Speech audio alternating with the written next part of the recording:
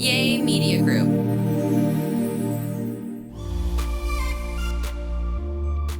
Hey everybody, I'm back. It's crazy. I've been gone for like 3 or 4 months. You took the longest break ever. 3 or 4 months. You were gone in November, December, January, February, March. Okay, to my defense, Sheesh. I was like, wait, I kind of missed the podcast. When are we going to start recording again? And my darling husband was like, oh, he'd be like Tuesday or Thursday. There's nothing on my calendar. My calendar, every week, I plan out every single day. And I be booked and busy. Like, you got to put it on the calendar, baby.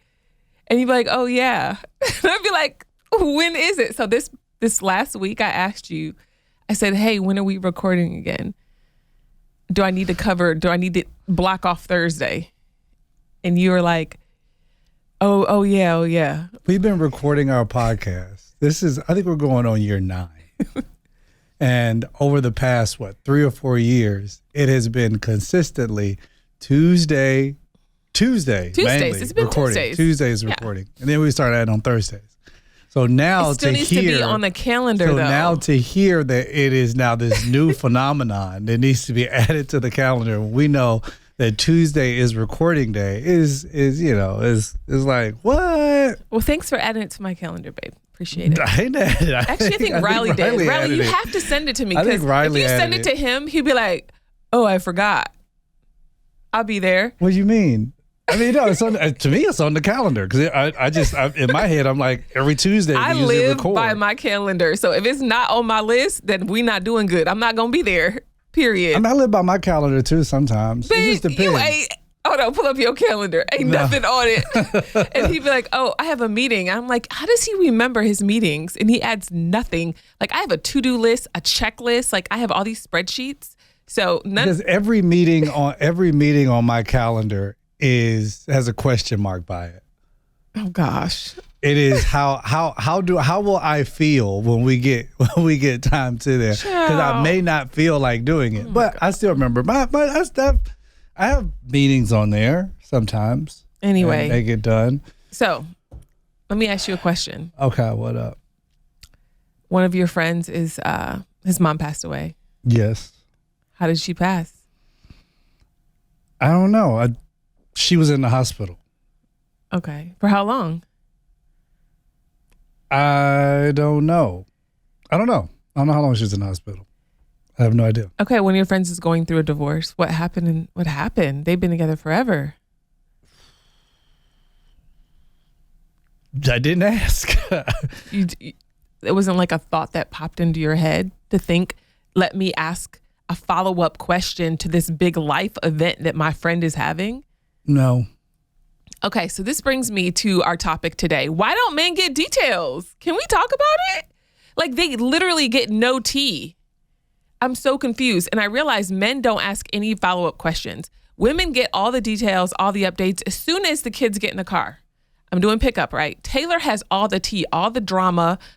This one girl in her class, I'm giving her the side eye because I don't like how she treating Taylor. But Taylor says she got in her face. It was like, that's not what we're going to do. And I'm like, my girl, okay, stand up for yourself. In That's Jesus' how we name. act at the Christian private school. Hold on. Just the girl's a little bully, but Taylor's like, we don't bully up in here, right? She's gonna confront the situation, all the details, all the tea.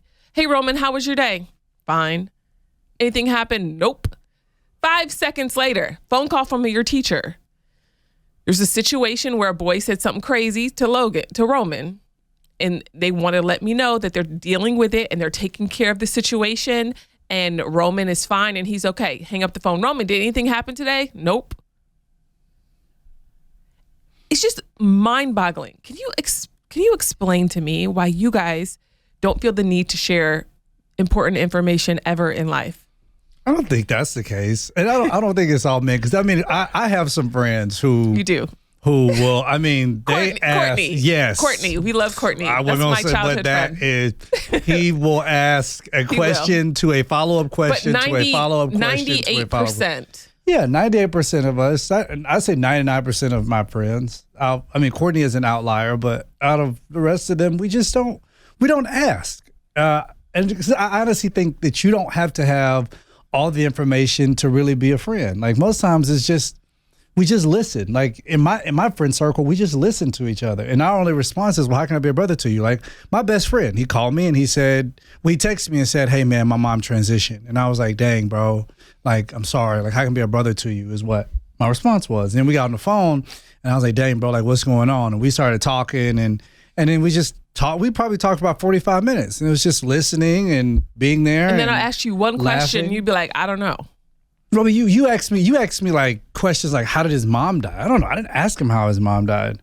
That's your best friend of like 20 years. You don't think to ask that question? No, like, I don't think it's not important to me how his mom died. I mean, the fact that she's dead.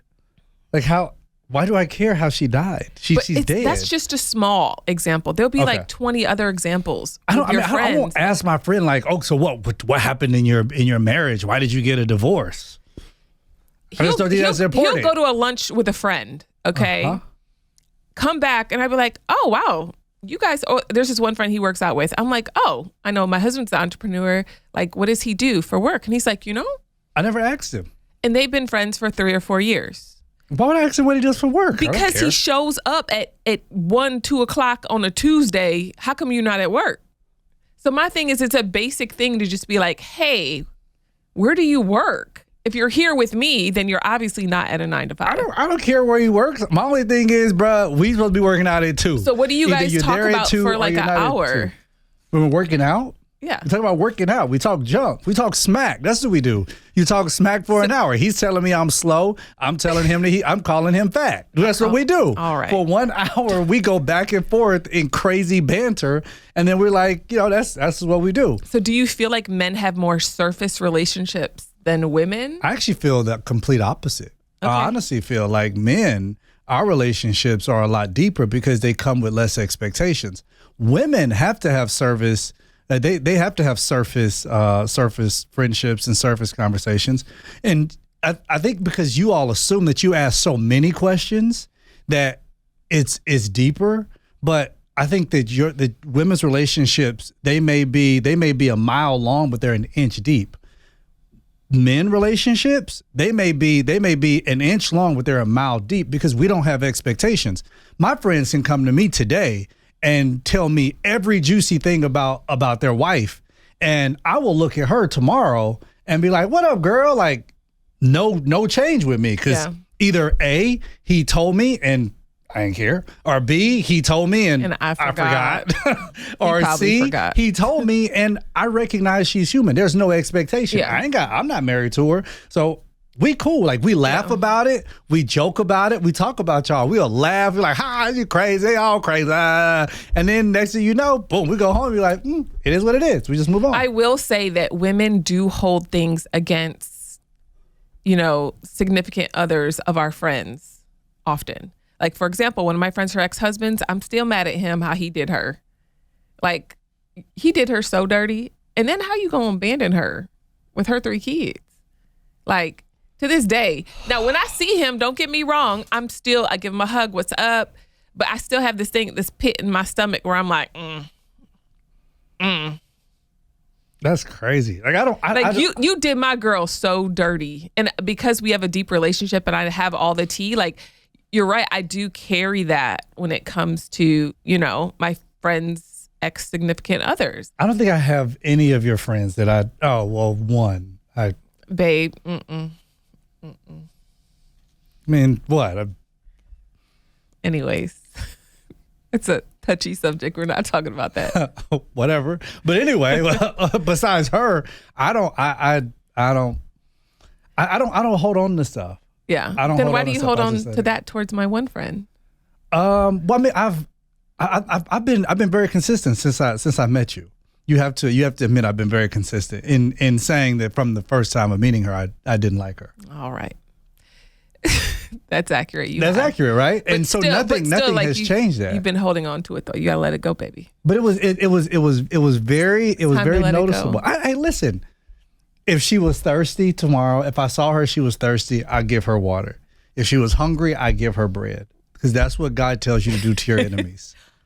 She's not your enemy. What? Anyway.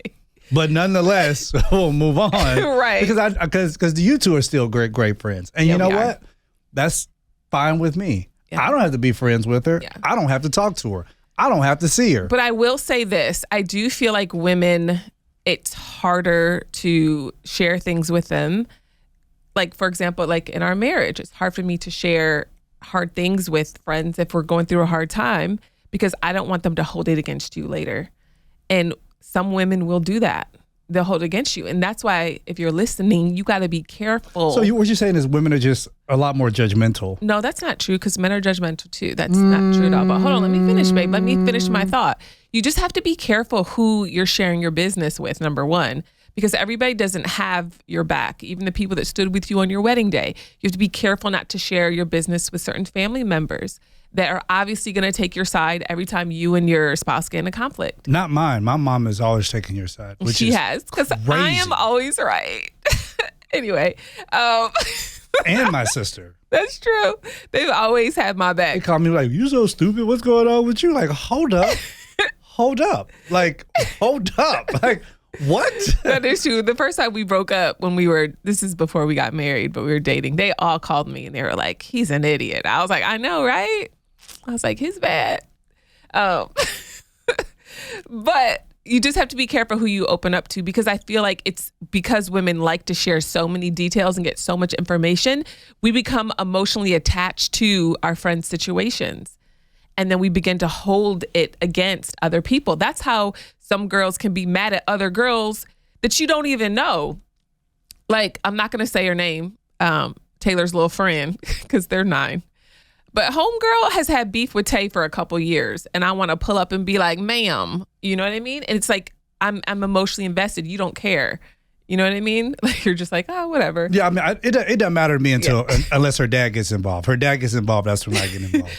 And we've met her dad. He's super nice. And their now family's super that's not nice. something you want to happen. Right. I usually try to stay out of it until it's ready to, because if I get into it, it escalates to a point that it's going to be difficult to bring back down. Yeah. So I try to stay out of it. We should take a break now. Calm down.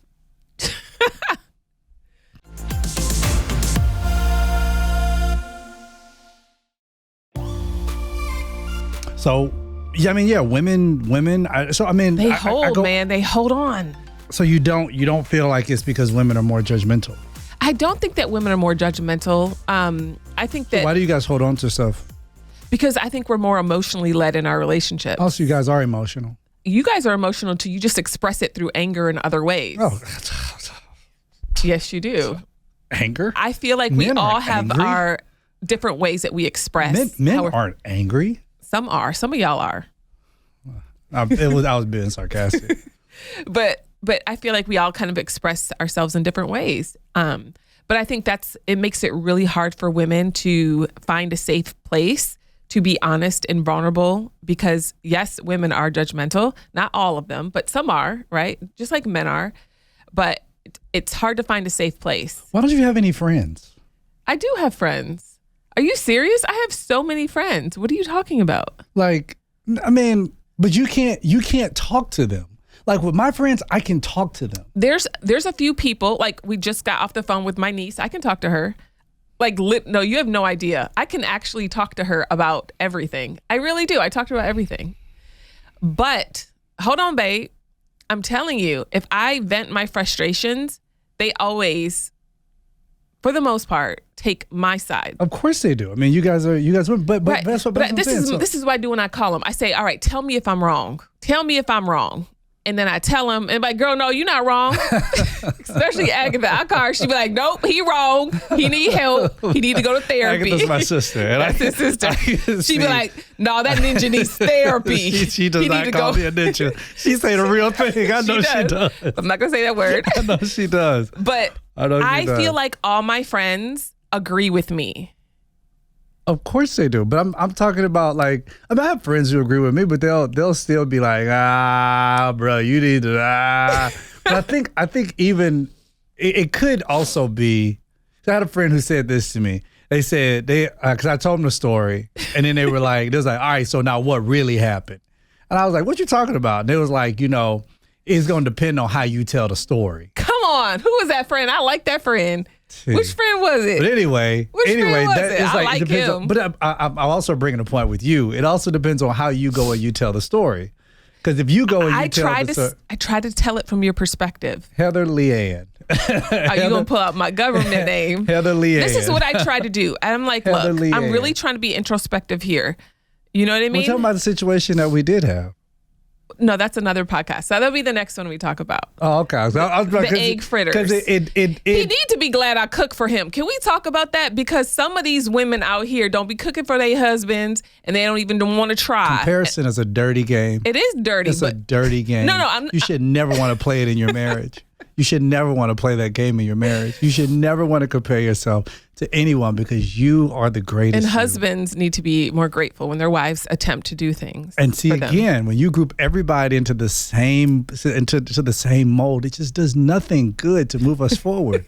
It's only good when we begin to focus on ourselves and focus on our own marriage and focus on our husband and our wife instead of saying husbands need to.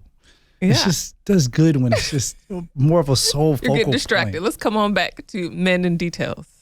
Come back. I'm still there. I'm still at men in details. But men, when it comes down to it, we hear, but we're not trying to. We don't need all the details in order to just be there for each other. And then also, we got so much stuff going on in our brain that we don't even want to overload our friends with more crap that we got going on because we know we have so much stuff going on. So it's just like y'all need therapy. Huh? You need therapy then. So you men can need get a lot of stuff. 1,000%. Men, I mean, we all know that. Yeah, women we do all too. know We that. all Like need it. men right now are suffering like never before. I mean, we get that. But a lot of times like we don't ask the questions because we just don't want to be bothered with more information. I see. So it's women y'all talk a lot. So, well, for me, getting it out is helpful, right? But I have found that I can't talk to a lot of people about what I'm going through. And it's not that I don't have friends. I actually have a lot of different friend groups. I have my LA friend group, my workout girls, all my girls I go work out with, girls I walk with, hang with. We're actually planning a spa day. And then I have my New York friends, and then I have my Atlanta friends, and I have my Michigan friends. A lot of my friends are kind of spread all apart right now. But the thing is, I understand that all my friends are moms for the most part. They're busy, they're tired, they're exhausted. So you can't measure like, oh, you don't have somebody to talk to. No, they're exhausted, they're worn out, they're tired. They're trying to figure out life, with their family and their spouse. And I don't want to dump on a friend. So you know what I do? I book my therapist and I just go talk to my therapist. I dump on my therapist. I don't have a therapist. I know. We're going to find you one, baby. I don't want to find a therapist. The anxiety that goes into trying to find somebody else to sit down and talk to, that I have to get to know, build a rapport with, understand the situation. How do you eat the elephant? One bite at a time. You're going way ahead, babe. But no, it is. I think the anxiety is a real thing. The anxiety of trying to talk to somebody else, and then it's also that thing in the back of my head. Well, will it happen in the same way that it happened before? Like the last couple of therapists I had were just. I mean, lack of a better words, are complete trash. You gotta try again.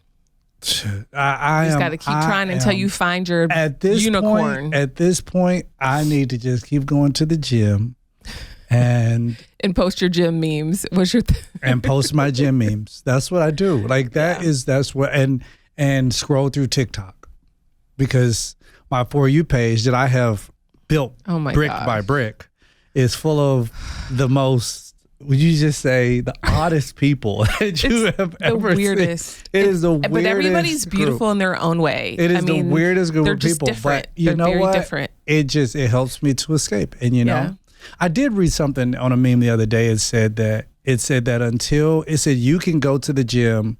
You can go to the gym every day. You can lose weight. You can drink a gallon of water. You can eat fine, and you can even talk to a friend every day. Said, but until you discover what's going on in your head, you'll never be healed. Amen. And I was like, dang, that's good. Great for a meme, but it is what it is. I'm gonna just keep going to the gym because right now I have a lot of anxiety about even the thought of trying to see another therapist. That's fair. Plus, I just don't want to pay the money for it. Like it's overly expensive for no reason. you know what, babe? I'm going to do what you do. How can I be a wife to you? Support my decision. I support you, babe. But if I were to go, I mean, I'll help you find one. But I actually already have one because I plan ahead. You have what? A therapist. For who? You. You ain't got no therapist for me. That's what I do not want you to do. I do not want you to plan for me. Oh, you no. know, I don't like that. No, I'm not planning for you. Oh, I said if. No. I said I support you. Oh yeah, I don't but like if, that. But if you need one, I already have one ready. Cause I've already planned ahead. I already thought ahead because I think details. Oh well. I think the just in case and the always planning ahead. So your daughter, and it's so funny because your daughter's just like me. It's so amazing to have somebody in the house who thinks like I do. It's like incredible. She was telling me, she's like, Mom, she's like, you have to look at this little vision board that I created. It's for her dorm room for college. She's in 4th grade. So she's like, look, this is going to be my look and this is going to be my budget. She's like, but I have to save towards it because, you know, just in case, you know, after you and Dad help me set up my dorm room, then we leave and there's like, oh, I need to go to Target or there's something I forgot. Like, I want to have a budget for it. Like, why would she have to be in a dorm room? When she goes to college. Ugh. No. I don't want to stay in a dorm room. Babe, that was the best experience of my life. The first 2 years in a dorm room with other people my age trying to figure out life, I'm supporting it. I want her to go to a dorm. Well, we appreciate you joining us. You know, catch us next Tuesday. Yeah. We're going to dive more into this. All right, introduces. We out.